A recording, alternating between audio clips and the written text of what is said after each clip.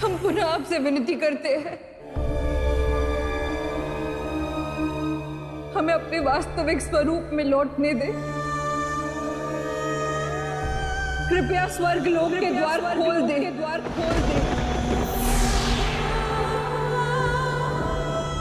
हम प्रस्तुत हैं।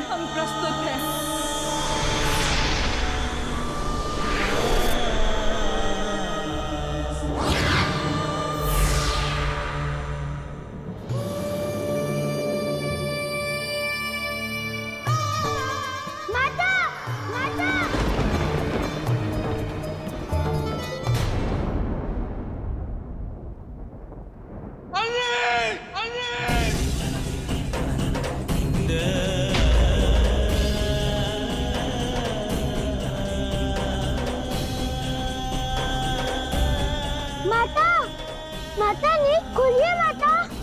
माता उठिए माता, हमसे बात कीजिए। माता उठिए। देवी अंजनी क्या हुआ? माता उठिए माता। माता माता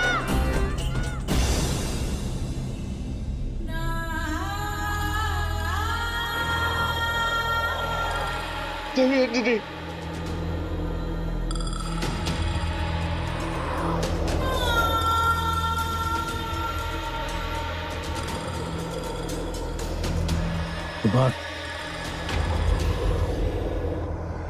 देवी अंजनी धरा छोड़ चुकी।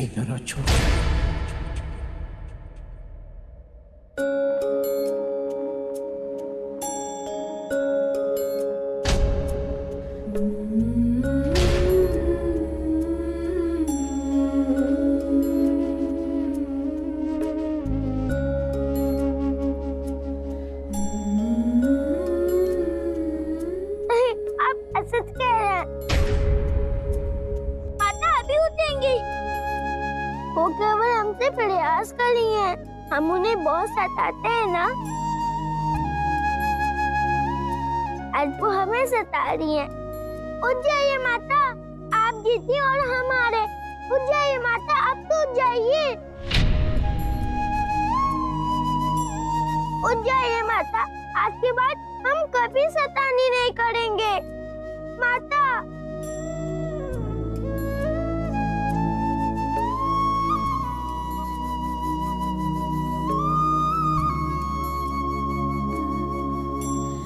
माता उठिए ना।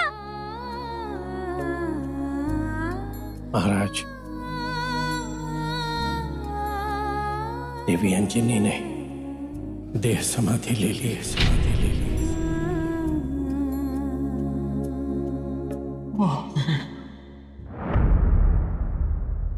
पर उनकी कुंडली में अभी ऐसा योग नहीं था। अर्थात ये एक अकाल मृत्यु है।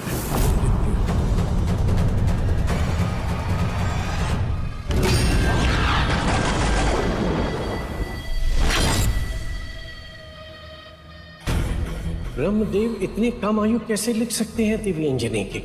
ये तो घोर अन्याय है। ब्रह्मदेव नहीं, शनिदेव का कृत्य है ये ऋषिवर। तो हमने तुम्हें परास्त कर ही दिया मारुति। दया आ रही है हमें तुम्हारी यह दशा देखकर।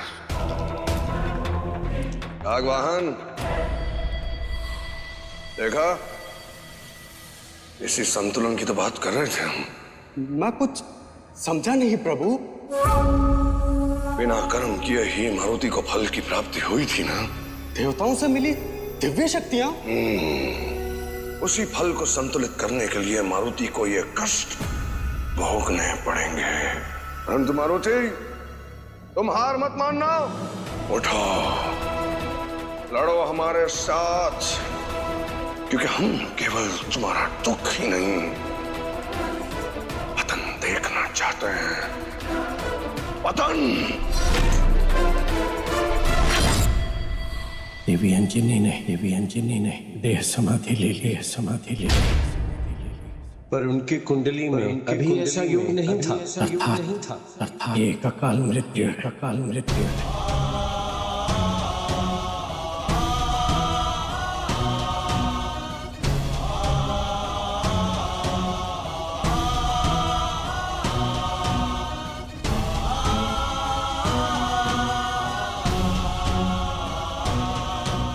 सारे संसार की शक्तियां भी मिल जाए ना, तो भी हम आपसे अलग नहीं हो सकते। माता ऐसा नहीं कर सकती। माता अपनी इच्छा से कभी हमें नहीं छोड़कर जाएंगी। हम अपनी माता को काल के मुख से भी लौटाकर ले आएंगे, चाहे उसके लिए हमें कामदेव से ही लड़ना क्यों ना पड़े।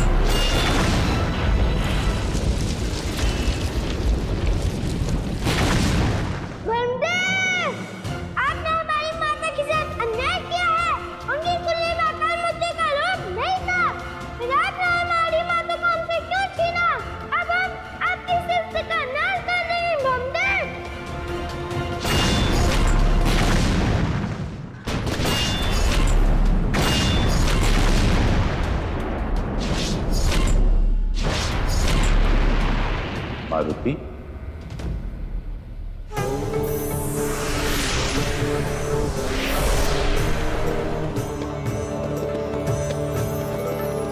शांत हो जाइए पुत्र। कैसे शांत हो जाए परमपिता? आपने हमसे हमारी माता को छीन लिया है। हम जानना चाहते हैं आपसे, क्यों लिखी है उनकी भाग्य में ये अकाल मृत्यु? आप तो बुद्धिमान हैं पुत्र, आपको तो ज्ञात होगा ही कि जन्म और मृत्यु के चक्र से संसार का कोई भी प्राणी अछूता नहीं रहता, और भले ही हमें दिखाई ना दे, परंतु हर घटना के पीछे कोई ना कोई कारण अवश्य होता है पुत्र। आपकी माता की मृत्यु भी अनुचित ही बनते। हम जानते हैं उनके कुंडली में अभी मृत्यु योग नहीं है। आपको हमारी माता को लौटाना ही होगा, अन्यथा हाहाकार मचा देंगे। रुक जाइए मारुति, यह आपकी समस्या का समाधान नहीं है पुत्र। दया कीजिए हम पर प्रभु, हम अपनी माता के बिना जीवित नहीं रह पाएंगे। मृत्यु तो यमराज के अधीन है पुत्र, किसकी आयु कब और कहां समाप्त होगी इसका निर्णय वही करते हैं। तो फिर हम उन्हीं से पूछेंगे। रुकिए, स्मरण रहे पुत्र, क्रोध से किसी भी समस्या का हल नहीं निकलता, बुद्धि से निकलता है। इस कारण अपने इस प्रचंड क्रोध को अपने वश में कीजिए पुत्र। प्रणाम परम पिता।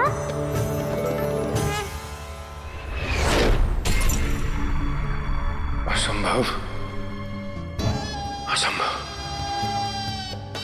इस समय मारुति का क्रोध और उसकी ऊर्जा ही उसकी शक्ति का स्रोत है, और इसी कारण संसार का कोई भी ब्रह्म ज्ञान मारुति की शक्ति के प्रकोप को शांत नहीं कर सकता। प्रतीत होता है स्वामी, मारुति विनाश के पथ पे चल पड़ा है। सटीक कहा कागवान, परंतु मारुति नहीं जानता कि वो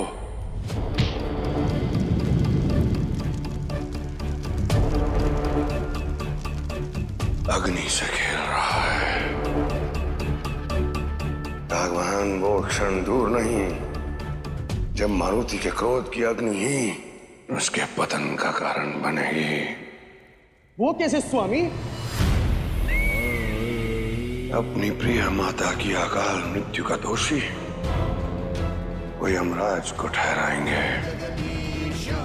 और यदि क्रोध से वशीभूत होकर उसने यमराज को चुनौती दे दी तो फिर क्या होगा कागवान? उसे यमराज के कोप का शिकार होना होगा स्वामी। और उस स्थिति में मारुति करेगा अपनी दिव्य शक्तियों का अनुचित उपयोग। और आपको अवसर मिल जाएगा उनसे वो दिव्य शक्तियां छीन लेने का स्वामी। हाँ कागवान, हम इस मारुति को एक साधारण वानर बालक के रूप में देखना चाहते हैं, तभी हम मानेंगे कि कर्म फल का संतुलन स्थापित हुआ है।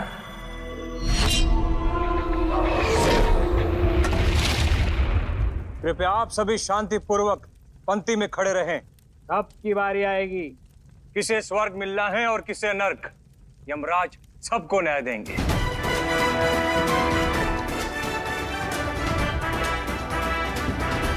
अरे बालक, तुम कहाँ आ रहे हो? हमें यमराज से मिलना है। तो क्या ये शेष आत्माएं वन विहार के लिए यमलोक आए हैं? आए होंगे, हमें तो यमराज से काम है। आओ पीछे जाके खड़े हो जाओ। मूर्ख वानर कहीं के। इन्हें तो पाठ पढ़ाना ही होगा। स्मरण रहे पुत्र, क्रोध से किसी भी समस्या का हल नहीं निकलता, बुद्धि से निकलता है। यमदूत महाराज हमें एक विशेष कार्य से आए हैं। हमें यमराज से मिलना ही होगा। आप केवल हमारा संदेश उन तक पहुंचा दीजिए।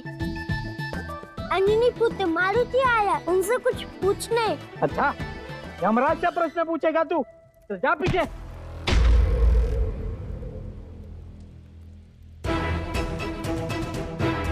ये तो भूल कर दी आपने।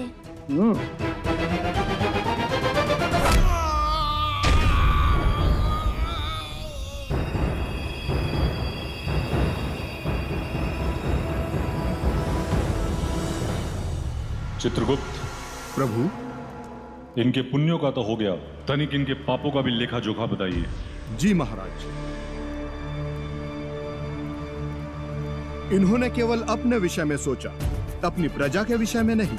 जब इनके राज्य में महामारी फैली, फसल उजड़ गए, तब भी अपनी प्रजा से कर वसूलते रहे। राजा का प्रथम कर्तव्य होता है प्रजा की रक्षा करना, उनका भरण पोषण करना। चित्रगुप्त महाराज, इसे नर्क भेज दो। जो आज्ञा।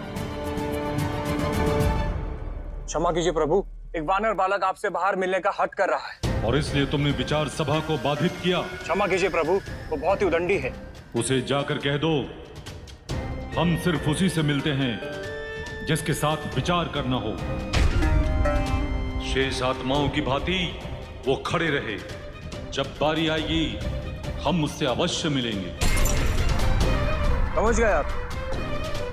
डर रखने में ही बुद्धिमानी है। ठीक है, हम अपनी बारी की प्रतीक्षा करेंगे। अपनी माता की खोज में कहां-कहां भटक रहे हैं मारुति। हाँ माता, उनकी ये दशा हमसे देखी नहीं जा रही है माता। माता, मारुति की ये प्रतीक्षा कहीं व्यर्थ तो नहीं जाने वाली ना? कितने भोले हैं मारुति, उन्हें तो ये भी ज्ञात नहीं कि यमराज ने छल किया है उनके साथ। यमराज तो केवल अपना कार्य कर रहे हैं देवी।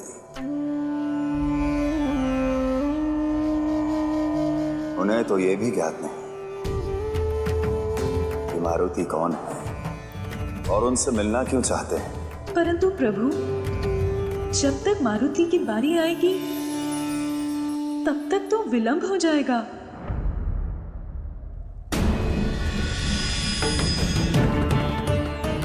कब तक ऐसे खड़े रहेंगे? समय निकलता जा रहा है। नारायण नारायण। प्रणाम देवर्षि, क्या आप भी यमराज से मिलने आए हैं? नहीं पुत्र, हमें आपकी माता का दुखद समाचार मिला, तो आपको सांत्वना देने चले आए। उसकी आवश्यकता नहीं है मुनिवर। हमारी माता का विचार करने में यमराज से भूल हुई है। हम वही उन्हें बताने आए हैं। आपके अनुसार कितनी देर लगेगी भीतर जाने में हमें? वो काल स्तंभ है पुत्र, जब तक सूर्य की किरणें उन पर पड़ती हैं, यमराज तभी तक अपनी विचार सभा में बैठते हैं। जैसे वो स्तंभ पूरा काला पड़ जाएगा, यमराज आज का विचार सत्र रोक देंगे।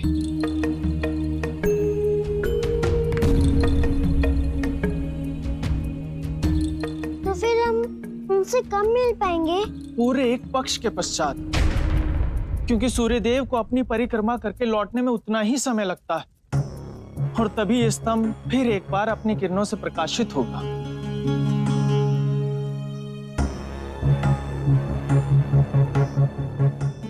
मारुति, तो आप सुमेरु लौट रहे हैं? नहीं, हम सूर्यदेव से बात न करेंगे। वो जहाँ भी हो तत्काल अपना रथ वहीं रोक दे। ये तो संभव नहीं है पुत्र, क्योंकि इस प्रकार तो सृष्टि की गति बाधित हो जाएगी। हमें खेद है कि आपकी ये प्रतीक्षा व्यर्थ ही चली गई। अब हमारी मानिए तो आप सुमेरु लौट जाइए और जो भी हुआ उसे नियति मानकर स्वीकार कर लीजिए। नारायण नारायण। यमराज ने हमसे छल किया, अर्थात हमारी माता के अकाल मृत्यु के पीछे उन्हीं का हाथ है, तभी वो हमसे मिलना नहीं चाहते। देख रहे हो कागवाहन, मारुति का क्रोध तो बढ़ता ही जा रहा है। आपकी योजना सफल होते हुए दिखाई दे रही है स्वामी। हमारे बड़े भाई मृत्यु के देवता यमराज, ये मारुति उनसे दोषारोपण करने जा रहा है। केवल एक बार मारुति अपनी इस उद्दंडता से यमराज का अपमान कर दे, फिर आएगा आनंद का आगमन। आनंद समाप्त हो गया, सब समाप्त हो गया गुरुदेव। नहीं महाराज, ऐसा नहीं है कि सब कुछ का अंत हो गया। हमारे लिए तो सब समाप्त हो गया। अंजनी के बिना तुम अपने जीवन के बारे में कल्पना भी नहीं कर सकते।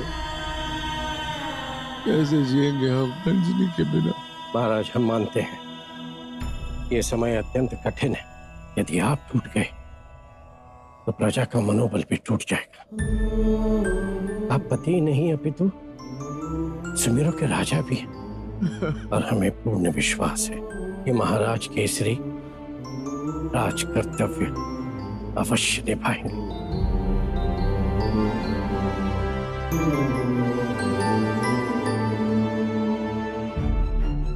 तो आप ही बताइए गुरुदेव, इस क्षण हमारा क्या कर्तव्य है? महाराज, देवी अंजनी का अंतिम संस्कार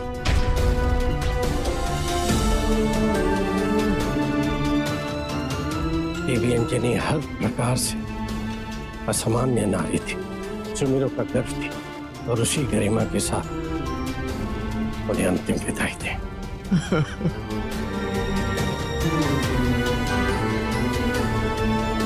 चित्रगुप्त जी प्रभु। आज के लिए शेष कितने रह गए हैं? महाराज, काल स्तंभ पर से सूर्य का प्रकाश लगभग जा चुका है, अर्थात यह आज का अंतिम विचार है प्रभु।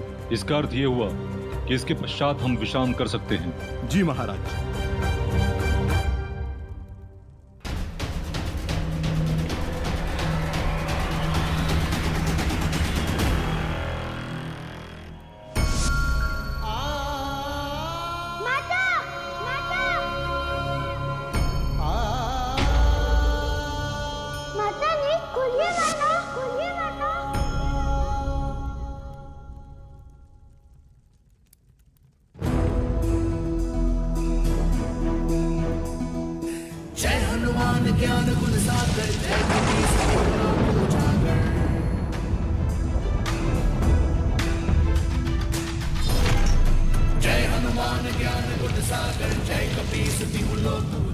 ये एकाएक कैसी कंपन है चित्रगुप्त?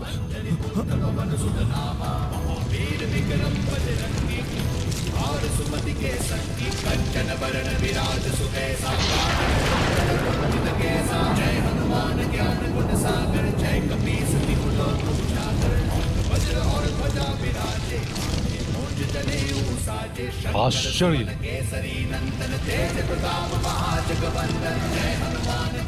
ये कौन मूर्ख वानर बालक है? ये बालक तो अभी मरा नहीं है महाराज।